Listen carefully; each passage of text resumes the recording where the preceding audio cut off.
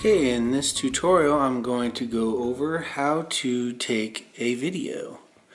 If you go to your camera app, and I have a little scene set up here.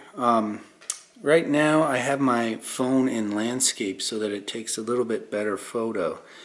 But if you're holding your phone, you switch modes by swiping across from left to right the different modes.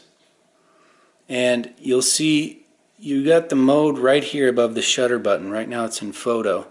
You can either touch the link to the new mode or you can swipe. Either way you can get to video, and then to take a video you just hit the shutter button here. If you want to zoom in on the video, you just pinch your screen like that. Start the video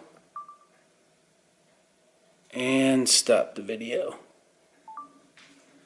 You'll see a preview of it right up here, and it's at the bottom if you're holding it in portrait mode. And that's how you get started with the video. You can also find this video in your Photos app when you go to your camera roll. So if you go to your photo,